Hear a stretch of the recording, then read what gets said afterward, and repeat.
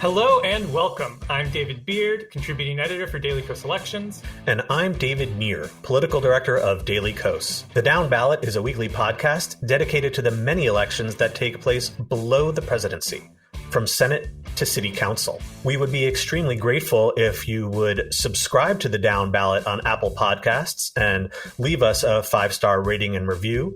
The easiest way to do that is to just go to dailykos.com/the Downballot and click on the link. We're back into primary season. What's going on in this week's episode, Nir? We are going to recap several key races that went down in Ohio on Tuesday night. We're also going to talk about the machinations regarding New York's vacant lieutenant governorship. And then we are talking to Gaby Goldstein, a co-founder of Sister District, an organization devoted to increasing progressive power at the state level across the country. Sister District endorses and supports candidates running in winnable races in flippable chambers from coast to coast. But we also are going to discuss with Gabby the enormous news and really shocking news that broke earlier this week. I'm talking, of course, about the leak of the Supreme Court opinion indicating that the court is almost certainly going to do away with the right to an abortion by overturning Roe versus Wade, and how that is going to impact elections in 2022. That's a lot to cover, so let's go ahead and dive in.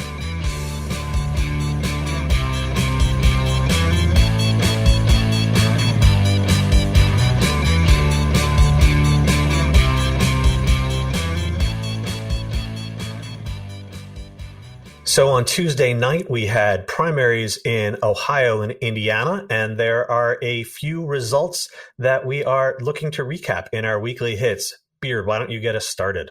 Sure. So in Ohio, in the Senate race that we've talked about a bit before, on the Republican side, J.D. Vance won the Republican primary to fill retiring Republican Senator Rob Portman's seat.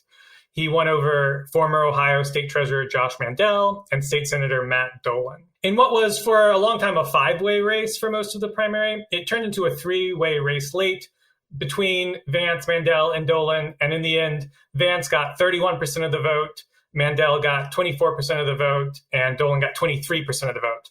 So there was like a bit of separation between Vance and the other two, but in the scheme of things, all pretty close. And there was a real sense going into Election Day that folks were not sure who was going to win. Vance did well pretty much across the state, but particularly in the southern and eastern portions of the state, a lot of which swung sharply to the right during the Trump era. Dolan, who took a bit more moderate direction, more of an anti-Trump direction than real moderation, but he did well in the urban areas, particularly Columbus and Cleveland, but he wasn't really able to translate that statewide. He did really poorly in the rural areas, often not even coming in the top 3 and coming in 4th or 5th in these rural areas. And Mandel won a few small counties in the western part of the state and in the center of the state, but they were very small rural counties. And he was largely just second best to Vance pretty much everywhere across the state. Vance spent most of the primary behind, lagging the leaders, and he was really propped up by a super PAC from mega donor Peter Thiel. But in a race where there was never really a clear front runner, Trump's late endorsement that took place a couple of weeks ago was enough to sort of launch Vance into the lead, which the lead ended up being, of course, just 31%. So not exactly a dominating victory, but there's no runoff, so that doesn't matter. Vance now faces Representative Tim Ryan, who easily won the Democratic nomination on the same night. Ryan already has released an attack ad going after Vance for, leaving Ohio and getting rich from companies who benefit globalization, as well as having this celebrity figure who wrote a book and has attended a lot of Washington cocktail parties. So we'll see if that's able to dent Vance. Obviously, Ohio has become quite Republican-leaning of late, so it's going to be a very tough road for Ryan to beat Vance, but he's going to obviously really go after Vance between now and November. One thing I would add with Trump, you noted that Vance, who, by the way, is a venture capitalist, not normally the sort of profile we associate with winning elections in Ohio, he won less than a third of the vote. So on the one hand, maybe that looks like Trump's influence is not so great, but really, with the exception of Dolan, every single candidate had courted Trump's endorsement. They very badly wanted to present themselves as Trumpy candidates.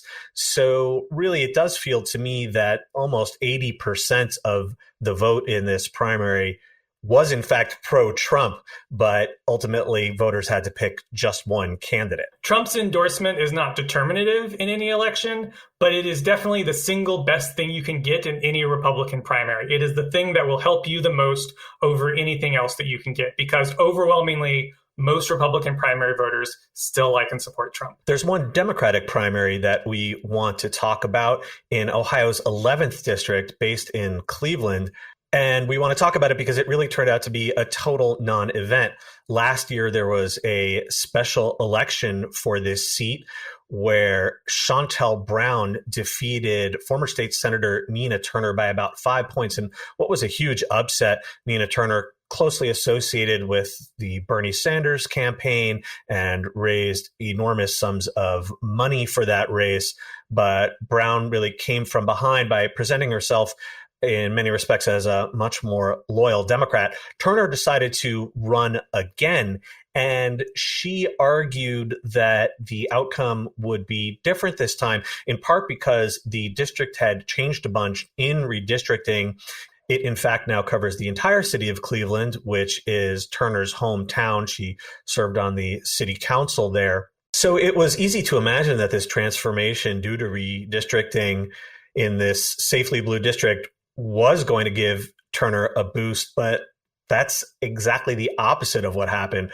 Brown completely crushed Turner 2-1. She won 66-34. And afterwards, Turner, in her, I guess you could call it a concession speech, started rattling off a list of familiar early primary states as if to suggest that she's going to primary Joe Biden in 2024. But then in an interview afterwards, she said she was considering running for president as an independent. So I don't really understand what that list of states was supposed to mean. Is she planning to run in the independent primary for president? Anyhow, Shontel Brown can feel pretty good about this week's results, and her spot in Congress looks pretty secure. Yeah, the most revealing thing that I saw about this race was that Representative Alexandria Ocasio-Cortez waited until Monday evening, literally just before polls opened, to put out an email and officially endorse Turner. And AOC is really the person that I credit with having by far the best political instincts of folks on the left and really, really being smart about these things.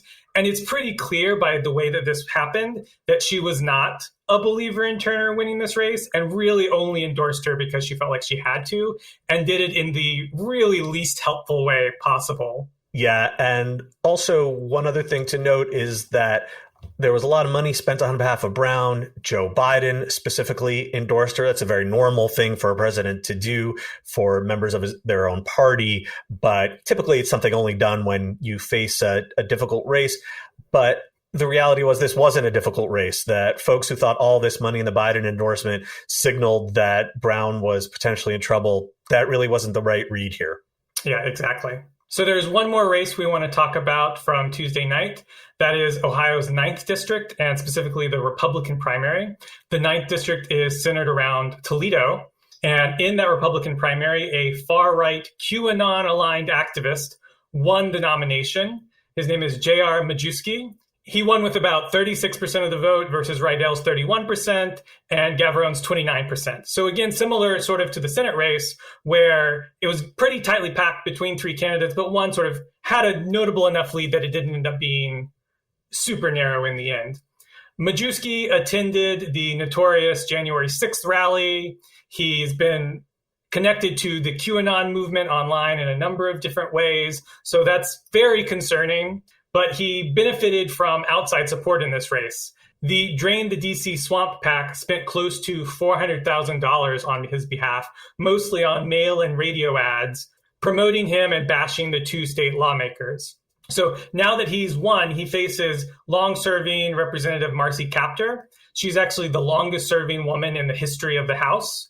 Her previously pretty safe Democratic seat was turned into a 51-48 Trump district, thanks to the Ohio GOP's almost certainly unconstitutional per their own state constitution gerrymander that they're going to use anyway because they just sort of ran out the clock on using the map for 2022.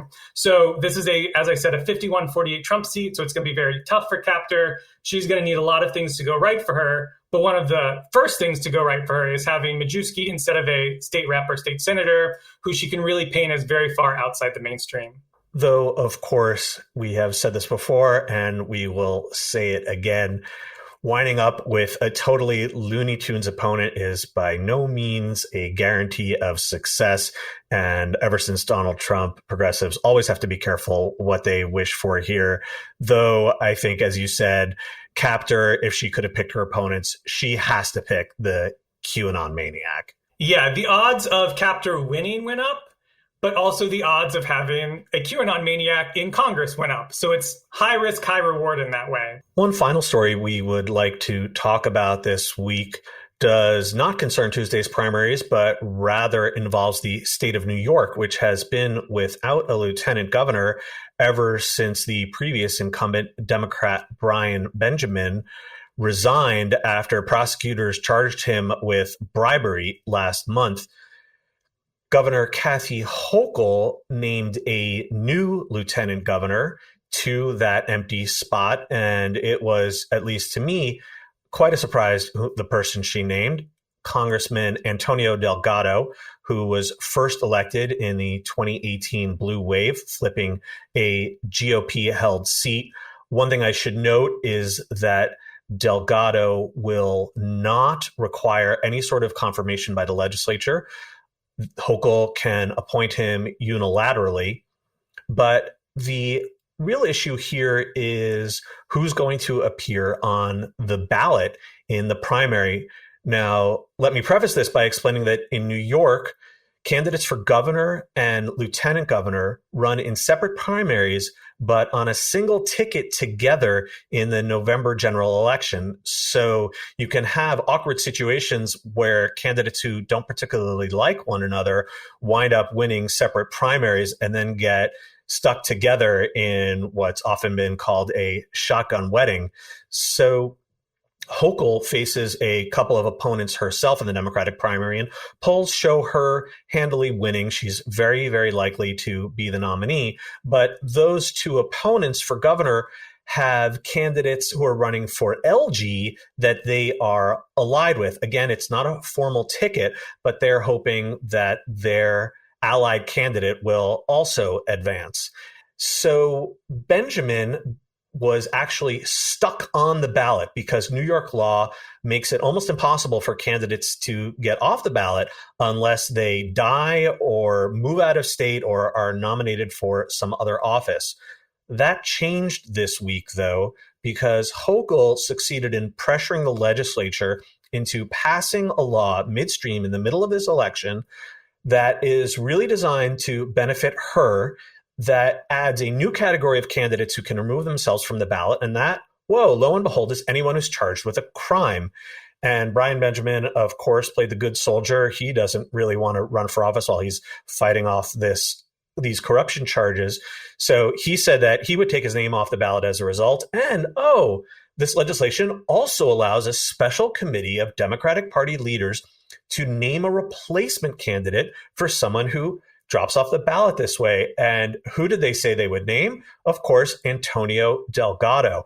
This legislation was actually pretty unpopular with a lot of Democrats. In New York's legislature, it is pretty rare to see dissent, but it only passed the state Senate by a 33-29 vote, even though Democrats have a supermajority in the Senate.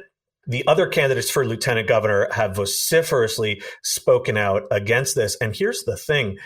It's certainly possible that Delgado might not win the primary. After Benjamin was arrested, a number of progressive leaders decided to rally around another candidate for lieutenant governor, activist Anna Maria Archila, who is allied with a different candidate for governor, that is New York City public advocate Jumaane Williams.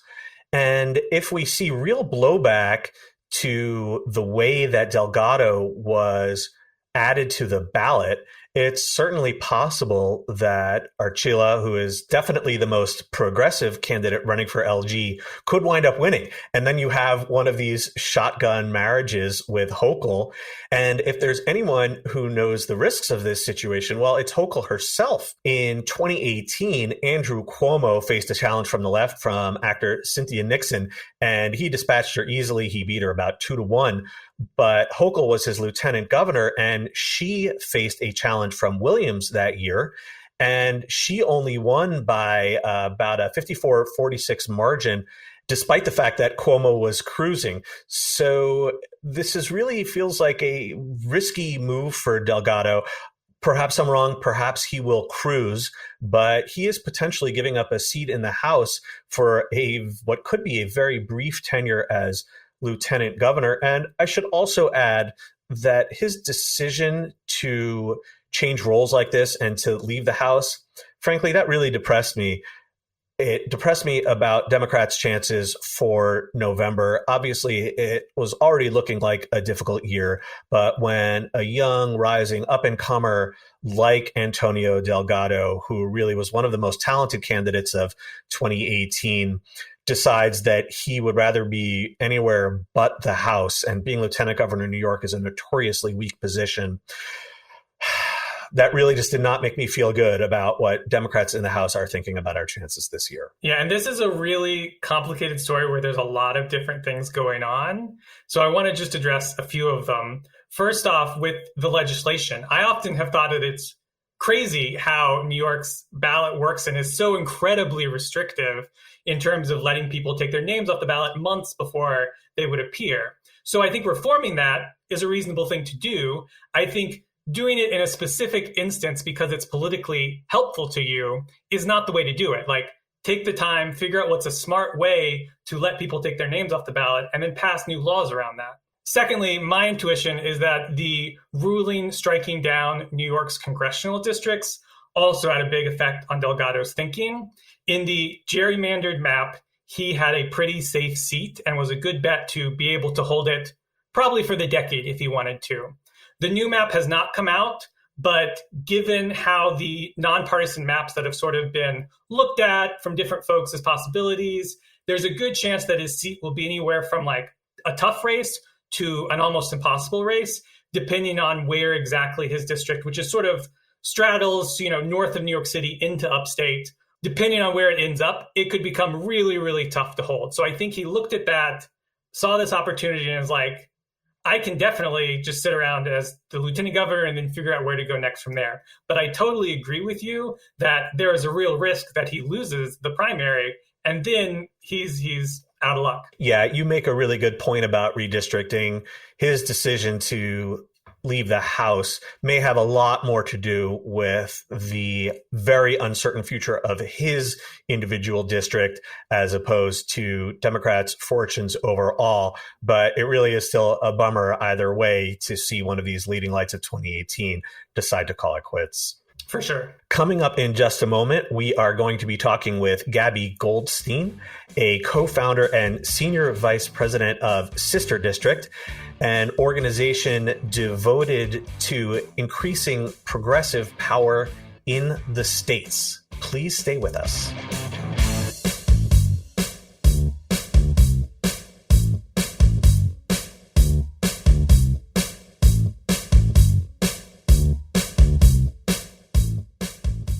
With us today is Gaby Goldstein, the co-founder and senior vice president of Sister District. Sister District is a grassroots organization that aims to build enduring progressive power in state legislatures across the country in some very innovative ways. Thank you for joining us today, Gaby. My pleasure. Thank you so much for having me. We are very excited to talk about Sister District's work today, but before we do, it really feels incumbent on us to address what is this year's biggest news, and that, of course, is the leak of the expected Supreme Court ruling striking down Roe versus Wade. And what I want to start by asking you, Gabby, is how does this upcoming decision that so many of us have dreaded for so long, how does it really interface with your mission at Sister District? And I also want to know if you could talk a bit about what blue states are doing to expand and protect the right to abortion, because we hear so much about red states curbing and restricting and eliminating the right to abortion, but that's not the whole story that's going on here. Yes, absolutely. So, let's take a quick step back for a second, right? So this leak is, it's unexpected, shocking, of course, but the decision and its reasoning are not a surprise, right? Let's just be clear, eviscerating federal civil rights and regressing us back to an era of forced birth are the culmination of a literal century of strategic power building on the right, which has at its very core the expansion of state power, right? And on our side, progressives have overinvested in federal strategies and power building to the exclusion of focusing really any significant attention on building power in our states. Conservatives have been just ruthless and consistent in building power at different levels of government, and we have not. We have neglected state power. And so now we're in this moment of ascendancy of state power, where state power is growing exponentially, from abortion access to free and fair elections. States are growing in power, and progressives are, in my mind, structurally and rhetorically, frankly, unprepared for this moment. So, we're at this moment not by accident, right? This is not accidental. Decades in the making, bought and paid for by a very strategic and focused conservative project that has always centered the idea of state power as consistent with its ideology. And then on our side, we kind of don't have that deeply rooted connection to the idea of state power. In fact, I would say progressives are averse to the idea of state power, which is really unnecessary and crippling. And so we have this moment where the court is poised to overturn Roe v. Wade. I think this decision goes farther if it is published as drafted, really, puts on the chopping block a number of other individual rights that we should all be very concerned about, including contraception, right? Anything not, quote, rooted in tradition, and, puts a lot on the chopping block. But, to get back to your question of what the blue states are doing, this is very, very important. In order for us to move past this aversion to state power that progressives have, we can instead understand that state and federal power are interdependent, they're both important, and embrace state power building as a really important part of the progressive project, which is not something that we have done in the past. We need to have a resonant vision of the future where everyone's life is better when Democrats are in charge of states, right? We need to build towards that narrative of progressive federalism that is simply lacking on our side. We are, as you say, often in the defensive position, talking about all the terrible things Republicans are doing. The way we can start building towards that narrative vision, that resonance with state power, is to lift up the great things that blue states are doing. And, there's some incredible work that should be celebrated, right? It's, Connecticut passing the strongest abortion protection in the country, right? The Reproductive Freedom Defense Act that expands the number of medical professionals that can perform abortion services and has a clawback provision to protect Connecticut doctors from lawsuits in other states. We have Colorado with the Reproductive Health Equity Act, New Jersey, Washington, they all passed laws this year. California, my home state, I just want to give a huge shout out. I mean, the legislature has passed a law that eliminates copays for abortion for Medicaid recipients. I mean, California is one of a very small number of states in the country where Medicaid will pay for abortion at all, but California just got rid of copays. They're actually considering a bill to create a state abortion fund that would help people pay for abortions, including people from out of state. So we have a tremendous number of examples, shining lights about the positive power of states. And that's where we, it's kind of like the Poltergeist movie. We need to go towards the light. And there's really quite a few examples that we can point to and really build towards that narrative vision. So obviously this news is so fresh, and we're digesting it in so many ways. But Sister District works with a lot of campaigns and candidates. How have these campaigns reacted to the news in the early going? And do Democratic candidates have any thoughts yet about how they really want to address this and bring this up on the campaign trail this year? So abortion access is a motivating issue for Democrats. The rubber hits the road on so many issues that affect our daily life at the state level.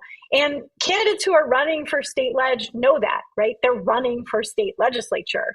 They know how important they are as a critical firewall against so much regressive policy, and also, as I said before, that they are the gatekeepers of a resonant positive future for their constituents and ways in which their constituents' lives can be better and will be better when they're in office. So it's going to be really, really critical for state legislative candidates to communicate that to constituents this year, right? So, certainly will repro be the top issue for every single district all across the country? No issue is the top issue in every single district in every single state.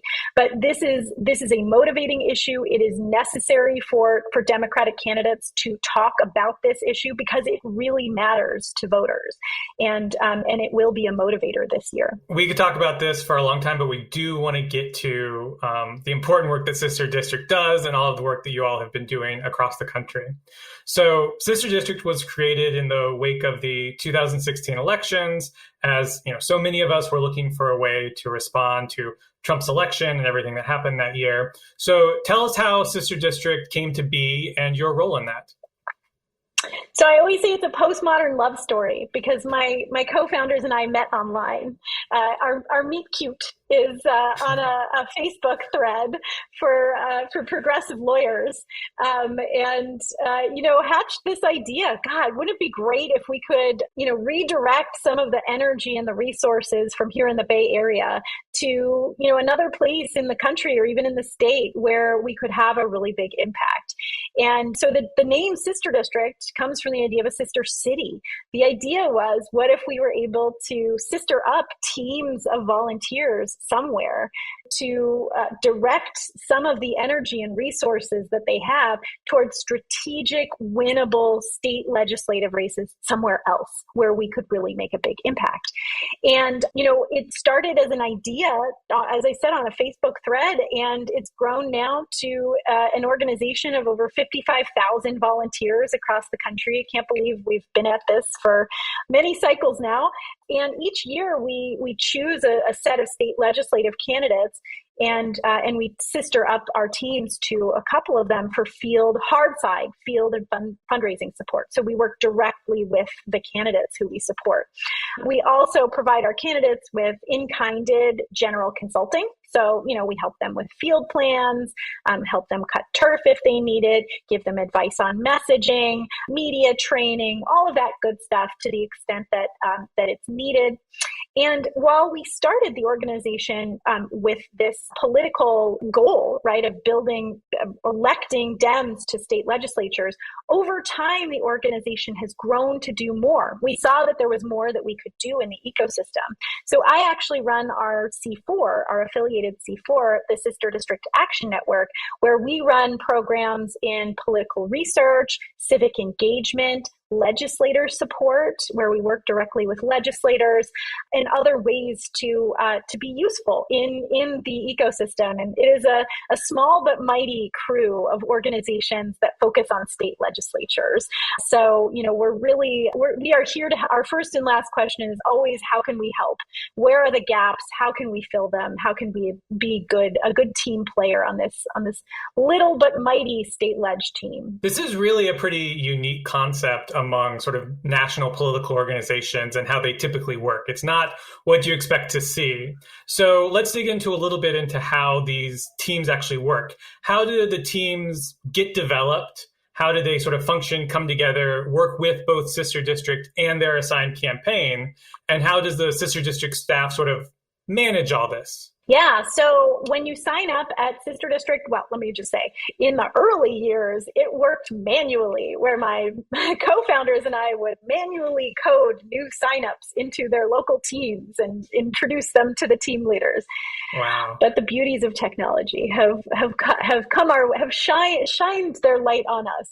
So now when you go to sisterdistrict.com and you sign up, based on your zip code, you'll be automatically routed to your local team. So, David Beard, I know you live in DC. David Neer, I know you live in New York. If and when you sign up, you'll be added automatically to your local teams list as well as our national list.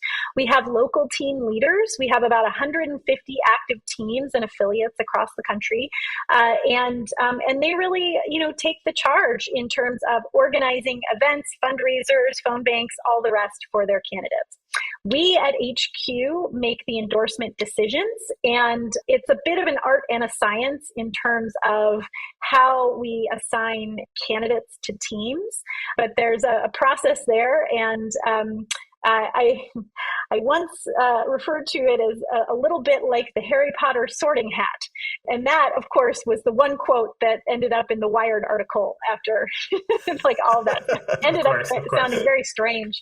And sort of this alchemy. It's not. But that's how our teams get, sort of set up with candidates. And then we have organizing staff at our organization that essentially runs interference with the campaigns so that their main point of contact is us rather than our volunteers. We help, set up the phone bank links, and we work with the campaigns on setting up canvassing launches and all of that, so that it's really turnkey for both the candidates who just have, one point of contact with us for the most part, and for our teams who also just have, primarily one point of contact with their sister district organizer. So it works pretty well on both sides, and it's a really we've found that at the state legislative level, volunteers have a really high return on investment for their time and their energy. You can have a state legislative candidate come to your volunteer phone bank or come to your fundraiser, Zoom in, right? Or even in many cases, come to New York City for a fundraiser, et cetera, in a way that you wouldn't be able to for, a Senate candidate or a presidential candidate, something like that. So we find really deep engagement between our teams and the candidates that they support. So speaking of the candidates, how do you decide at Sister District which candidates you want to support? And also, how many do you typically support in a given election cycle? Has that number changed over time? And what are your plans in that regard for 2022? Yes. Well, so it's a Harry Potter sorting hat. No, I'm kidding. Of course not. I'm trained as a mixed method social scientist. So it's both quantitative and qualitative. Of course, you start with the data, right? We're looking, every year, our political strategy is the same. We're looking for chambers, state legislative chambers that we think we could flip or that have, give Democrats the opportunity to compete for a legislative majority, blue flips. We're looking for chambers where Democrats have a fragile majority, where we have to hold on to that majority and not let that chamber flip red. And then we have a third category called, I like to think of it as no chamber left behind, the inroads chambers, where we don't have a one cycle solution. We're not going to flip, but we have to make inroads. We have to put a stake in the ground and build on a longer timeline towards the ability to flip. So we're always looking for these three types of chambers. But in any given year, those shift, right? Depending on the schedule of races and, the composition of chambers, all of that. Once we get through that first cut, which is, what are the chambers that we're interested in for the year? And I know we'll talk about this year's chambers a little later. Then it comes down to, okay, well, what are the seats that are competitive? That, again, qualitative and quantitative. We look at the data, historical voting information, demographic trends, all of that stuff. And then we have a lot of conversations with stakeholders. There's a lot of districts, David Neer, I know you know this, looking at all the spreadsheets all the time on the data. Some districts look really great on paper. And then you talk to, people on the ground and you're like, oh, no, actually, the Republican is in this, plus 25 DPI district, but it turns out their, dad and their dad's dad and their dad's dad's dad was, has been the mayor forever, and there's no way to unseat this person. So it really requires both the data and the conversations with people on the ground to really understand where our opportunities are. Then, of course, it's a matter of who's running and, understanding the candidate quality. We're always looking for candidates who are deeply rooted in their communities, folks who are building towards a reflective democracy, folks who have experiences that will be beneficial to the legislature. And so we have a vetting process, an endorsement process. It's very much a don't call us, we'll call you approach, where we do a lot of our research in advance, and then we only reach out to candidates who we are interested in speaking with to initiate the endorsement process.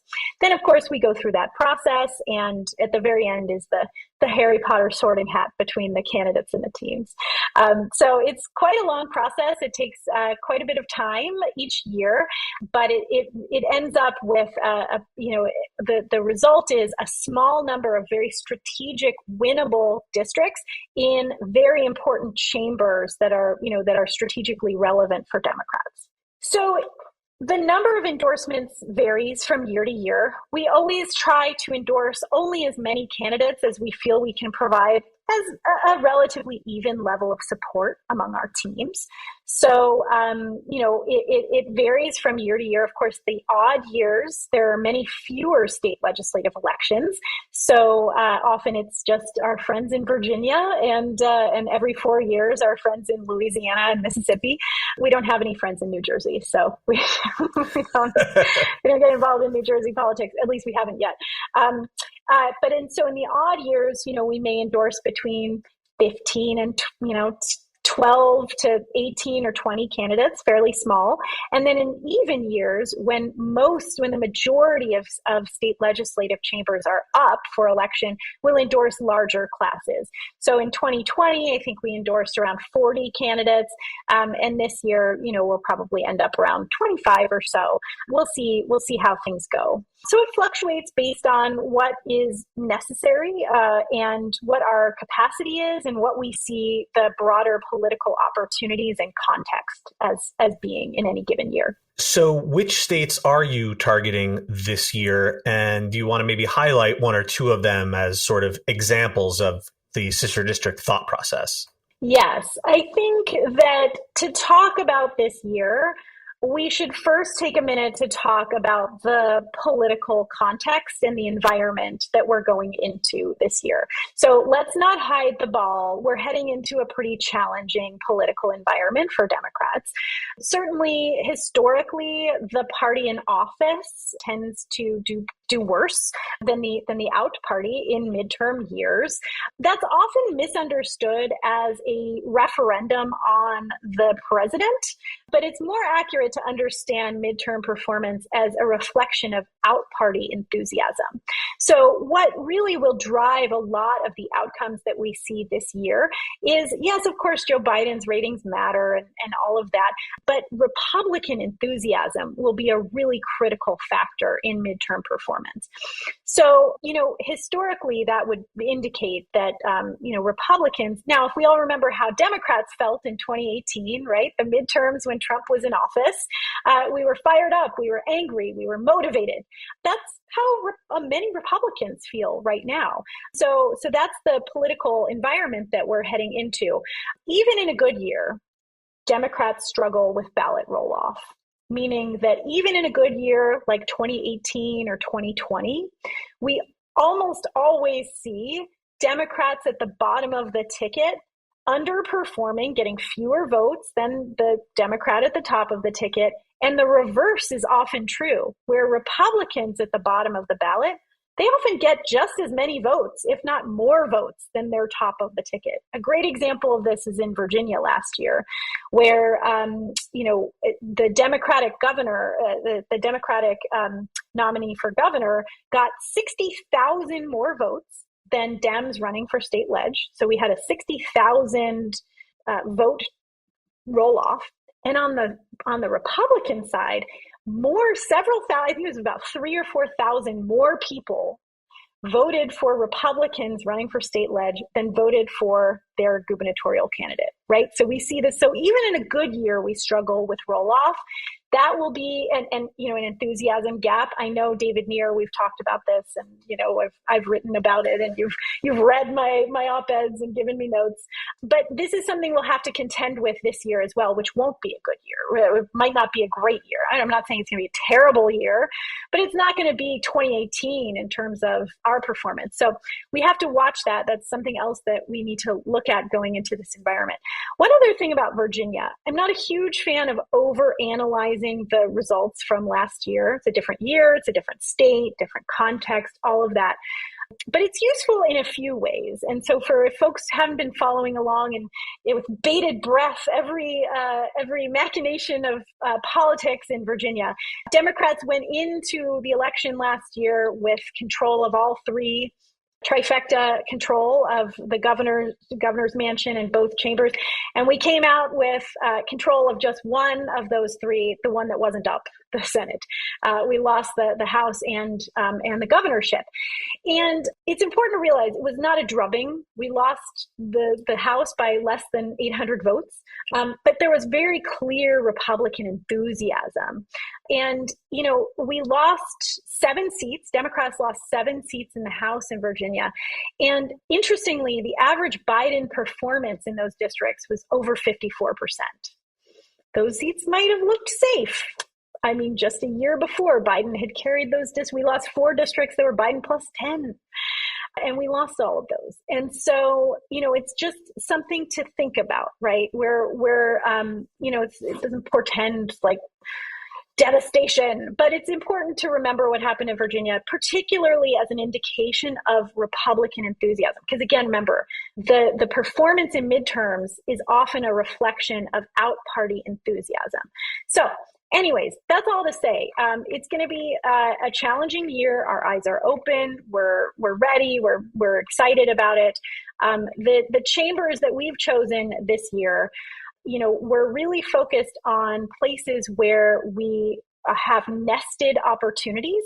So places where there are competitive up ballot races that have critical implications for frankly, the future of our democracy in 22 and 24.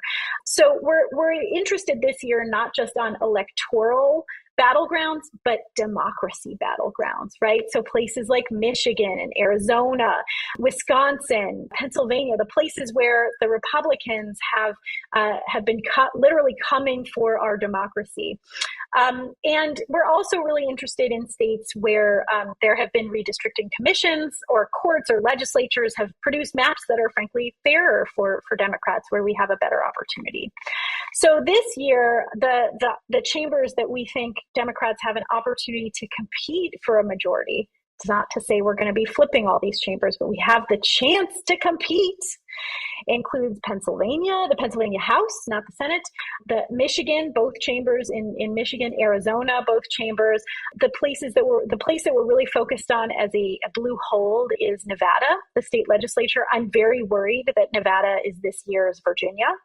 If we don't, if we think that Nevada is safe, and which many people thought Virginia was, and then in that sort of no chamber left behind, we have Wisconsin, Georgia, and North Carolina. Again, we're not flipping those chambers this year, but critically important, especially in Wisconsin, given what's happened with the Supreme Court shenanigans and the terrible, devastating maps that we've ended up with in the legislature, where we're going to be teetering on the precipice of a super minority, for the foreseeable future. Really need to sort of keep our stake in the ground in those states and invest for the long term. So this is definitely something that we've talked about a lot on this podcast, the difficult climate that's expected this year. And so when you're working with these campaigns, when the organizers on staff are advising these campaigns, how are you talking to them about how to run in a campaign in this sort of cycle that's expected to have that, out party enthusiasm problem? A beloved progressive messaging strategist who, if you don't know her, highly recommend having her come on your show. Her name is Anat Shenker-Osario. She is, I think, just absolutely brilliant mind when it comes to breaking down how to think about messaging and strategy. And so, what she always says is that we progressives, we can't just be against the terrible things that Republicans are doing.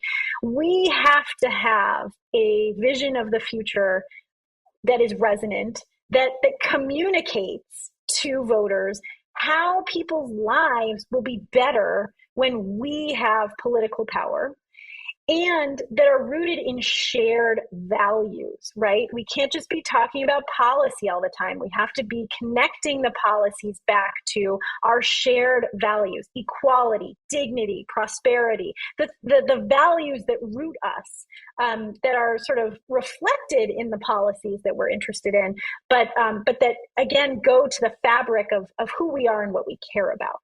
So candidates really need to be focused on doing that, on communicating not just in the negative about, in contrast to the terrible things that are being pushed by Republicans, but also have that positive shared values frame in communicating what we're for. And so, that's one piece is focusing on messaging, having that positive vision of the future, not just a negative contrast. And so that's one piece of it. I mean, another thing is field, right? Is making sure that candidates are running good, substantive field programs. We can't win if we don't talk to enough voters. That's the bottom line. And that requires conversations. You're not going to win your state ledge election by sending 35 mail pieces, right? That's not going to cut it. You have to talk to people. And so, that what we do a lot of is working on field plans, making sure that the targeting is right, communicating in that values-based frame to voters about the issues that they care about. That field piece is critically important. And that's one of the ways that we can fight against our seemingly natural problem or whatever with ballot roll-off, right?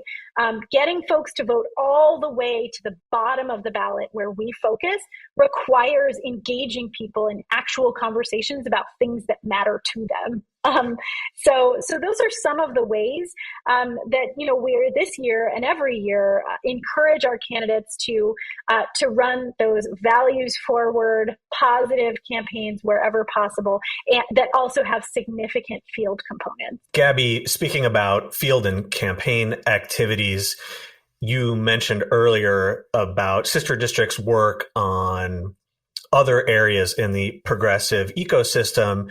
And I know one thing that you have done is you've put together a number of research studies on the effectiveness of various campaign activities that either campaigns themselves or or volunteers or outsiders might engage in. And we actually talked about some of your research on a previous episode on this podcast, and it concerns what I think is one of the most beloved activities, particularly by online folks who may be a little bit more introverted, don't necessarily want to knock doors or cold call people, and that is sending postcards to potential voters in targeted races. And you've looked into this a lot. And so I would just love to hear your sort of full summary of what these findings are, because we treated this in brief on that previous episode. But I think that this is such a popular activity, and I'd love to hear what you have to say about it. Yeah, volunteers love postcarding, and that's great. It takes a village, as a wise woman once said. It takes a village, and so I think there's two ways to think about the benefits of postcarding. One is, of course, I think primary intended benefit, which is, does it help turn out the vote more? But the other is that it's often, not always, but at least sometimes, a nice entry point for volunteering. It's a lightweight way for a volunteer to get started, to join a sister district team and do something, lightweight, have a conversation and some, cheese and wine over writing some postcards. The goal, the hope there being that it's an introductory point to a ladder of engagement where the volunteer will then do, some phone banking and maybe then go canvassing and, get more embedded into the idea of field. So important to remember at the outset that there are two outcomes that we care about. If you care about volunteer engagement, one, of course, is voting. Does it help turn out the vote? The second is, does it help embed the volunteer into the organization and the idea of volunteering? Both important. And both can have positive outcomes for postcarding, right? So, the bottom line of it as a tactic to increase turnout is that it depends, right? How many lawyers do we have on this podcast? I know David Neer is a lawyer. I'm a lawyer. I don't know David Beard. Nope. Darn, we've only got two. But what do lawyers like to say? It depends. So, the devil is very much in the details on when postcarding is effective. And, one cut at it is it depends on the type of election. We tend to see larger effects for postcarding in primaries and in special elections, which are quieter political environments where voters are not getting hit by, thousands of ads and hundreds of, phone calls and all the things. Quieter. It's easier for us to detect an effect of receiving a handwritten postcard from a volunteer encouraging the voter to vote. The quality of the message can impact how effective the postcard is. Who you're targeting can impact the effectiveness, right? A lot of lists, voter lists are, quote, dirty, right? They include a lot of people who have moved or have died or, are not even Democrats. The dirtier your list is, the lower your effectiveness of your postcard writing campaign is going to be, because you're either going to get a lot of postcards that end up nowhere because there's literally no one home, or you're reaching people who are not going to agree with us in the first place. And the outcome that you're looking to influence may impact how effective it is. For instance, we've run postcarding experiments to increase voter registration, which is a different type of outcome than looking to use a postcard to increase voter turnout. So all of those sorts of factors may and do influence how effective a postcard program is going to be. Honestly, we've run studies looking at whether, sending a postcard from in the state with a local postmark increases turnout more than mailing a postcard with an out-of-state postmark. We found that it did matter a little bit. The other thing I'd say is that, we sometimes we'll see statistically significant results, right? We'll see that our postcard performed, people who received our postcards voted more or had higher likelihood to vote than people in our control condition, people who didn't receive postcards. But sometimes we don't observe any detectable effects for a variety of reasons, right? For some of the factors, because of some of the factors that I mentioned and others. And that's science. So, this is a question. The question of efficacy is never answered. Science is always ongoing. We need to keep replicating, keep iterating the experiments that we run and so forth. And I'm very proud of our research program. We've collaborated with a number of academics on our research and partners in progressive politics. We've very proud to say that we've won numerous Analyst Institute research awards for our work, and many of them have involved just this type of voter or volunteer engagement research, where we run randomized controlled trials to see what tactics work, and importantly, in what context those tactics may work. Where can listeners find you and Sister District and potentially learn more about getting involved? Please join us. 2022 is going to be a really critical year for state legislative elections, and we'd love to welcome you to our work. So you can find us at sisterdistrict.com, and when you sign up, as I said earlier, you will be routed to your closest team, and we'll welcome you for our phone banking and canvassing, text banking, postcarding, and fundraising, and all the rest. Well, Gabby Goldstein, co-founder and senior vice president of Sister District, this has been totally fascinating. Thank you so much for joining us on the Downballot today. Thanks so much. Happy to be on. That's all from us this week. Thanks to Gabby Goldstein for joining us. The Downballot comes out every Thursday, everywhere you listen to podcasts. You can reach us by email at thedownballot@dailycoast.com. If you haven't already, please like and subscribe to the Downballot and leave us a 5-star rating and review. Thanks to our producer, Kara Zelaya, and editor, Tim Einenfeld. We'll be back next week with a new episode.